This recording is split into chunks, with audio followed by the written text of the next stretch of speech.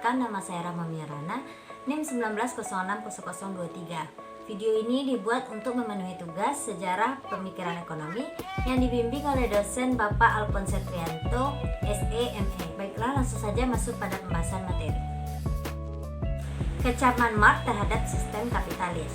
Dari segi modal, Marx melihat bahwa sistem kapitalis mewakili ketidakadilan dari dalam. Ketidakadilan ini akan membawa masyarakat kapitalis ke arah kondisi ekonomi dan sosial yang tidak bisa dipertahankan. Dari segi sosiologi, Marx melihat adanya sumber konflik antar kelas. Dalam sistem liberal kapitalis yang diamati Marx, ada sekelompok orang, yaitu para pemilik modal yang menguasai kapital. Di pihak lain, ada sekelompok orang lain, yaitu kaum buruh sebagai kelas proletar, yang seperti sudah ditakdirkan untuk selalu menduduki posisi kelas bawah. Jika tidak dilakukan sesuatu, demikian argumen Marx, jumlah kaum nestapa ini akan semakin besar. Sebagai langkah antipasi, Marx menganjurkan agar sistem liberal yang menyebabkan kaum buruh menderita tersebut harus diperbaiki, atau lebih tepat lagi digantikan dengan sistem sosialis yang lebih berpihak pada golongan kaum buruh. Menurut Marx, hanya atas dasar hubungan yang lebih manusiawi ini, pembangunan dapat berjalan lancar, tanpa hambatan dan dapat diterima oleh seluruh lapisan rakyat. Bagi Marx, sistem kapitalis adalah suatu sistem yang sudah bukan dari dalam dan tidak mungkin diperbaiki untuk membawa masyarakat pada kehidupan yang lebih baik. Tidak ada jalan lain. Sistem liberal atau kapitalis tersebut harus dihancurkan dan diganti dengan sistem lain yang lebih manusiawi, yaitu sistem sosialis atau komunis. Teori pertentangan kelas.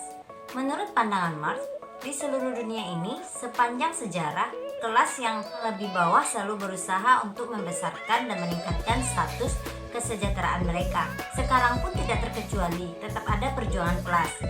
Dengan anggapan seperti ini, Marx meramal bahwa kaum proletar yang terdiri dari buruh akan melawan kesewenangan kaum pemilik modal dan akan menghancurkan kelas yang berkuasa. Berikutnya, teori surplus value dan peningkatan buruh. Secara umum, Marx percaya bahwa nilai suatu barang atau komoditas umumnya sepadan dengan input-input labor dan hanya labor langsung yang dapat menghasilkan laba, atau yang disebut nilai surplus yang lebih jelas. Menurut Marx, nilai suatu komoditas adalah penjumlahan biaya labor langsung dengan biaya labor tidak langsung dan laba atau nilai surplus. Nilai surplus adalah kelebihan nilai produktivitas kerja atas upah alami yang diberikan kepada buruh. Semakin rendah nilai upah yang diberikan kepada buruh, semakin besar nilai surplus yang dinikmati pemilik modal. Tingkat surplus ini oleh Marx dalam ras kapital dijadikan sebagai ukuran eksploitasi terhadap kaum buruh.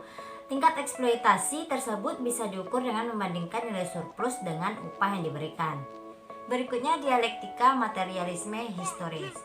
Bagi Marx, dialektika sejarah merupakan suatu keniscayaan, sesuatu yang bakal terjadi yang jelas jika kaum proletar sudah tidak tahan lagi. Mereka akan menghancurkan revolusi.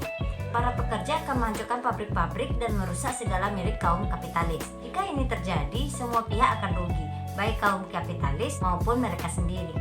Jika pabrik-pabrik hancur, berarti mereka akan tergusur dari lapangan pekerjaan. Untuk menghindari tindakan-tindakan yang merugikan semua pihak, disinilah peran kaum komunis diharapkan. Menurut Marx, kaum komunis memperjuangkan nasib kaum proletar harus menuntun revolusi yang dilancarkan kaum proletar ke arah yang benar. Revolusi pun harus dilancarkan sebaik-baiknya. Teori Marx tentang kejatuhan kapitalis untuk kemudian digantikan dengan sosialisme atau komunisme ini dipelajari Marx dan filsafat Jepang, yaitu Georg Wilhelm Hegel dan Ludwig Feuerbach. Dengan dialektika ada tesis, antitesis, dan sintens yang saling kait-mengait antara satu sama lain. Dengan materialisme historis, Marx percaya sejarah manusia ditentukan oleh kebutuhan ekonomi yang paling dasar, yaitu kebutuhan akan materi.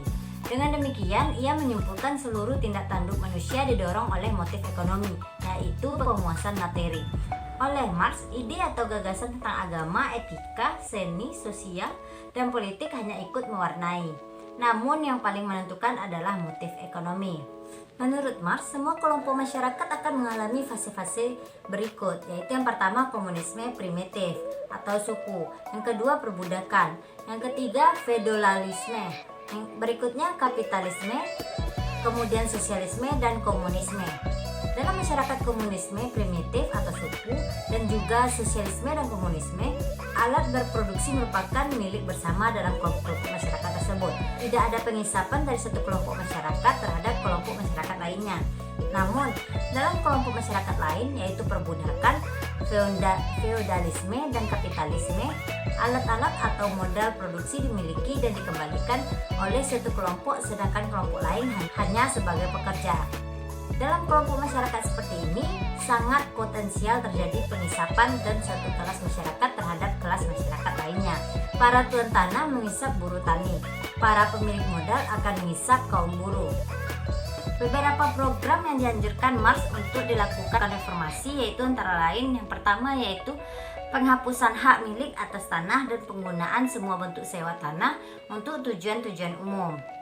Yang kedua, program pajak pendapatan yang progresif atau gradual. Yang ketiga yaitu penghapusan semua bentuk hak pewarisan. Berikutnya, pemusatan kredit di tangan negara. Kelima yaitu pemusatan alat-alat komunikasi dan transportasi di tangan negara. Yang terakhir yaitu pengembangan pabrik-pabrik dan alat-alat produksi milik negara. Berikutnya, perbedaan sosialisme dan komunisme menurut Marx. Marx membedakan fase sosialisme dan komunisme penuh atau lengkap. Perbedaan di antara dua fase tersebut dapat dilihat dari yang pertama yaitu produktivitas, yang kedua hakikat manusia sebagai produsen, yang ketiga pembagian pendapatan. Dalam fase sosialisme, produktivitas semakin rendah dan kebutuhan materi belum terpenuhi secara cukup. Sementara itu dalam fase komunisme, produktivitas sudah tinggi sehingga semua kebutuhan materi sudah diproduksi secara cukup. Dengan begitu, perekonomian dapat memenuhi kebutuhan semua anggota masyarakat secara berlimpah.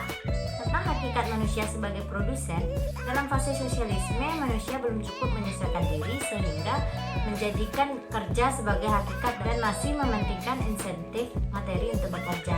Pada tahap komunisme penuh, bekerja sudah menjadi hakikat manusia sebagai dalam bentuk pengembangan. Dalam tahap komunisme penuh, kerja sudah menjadi hakikat.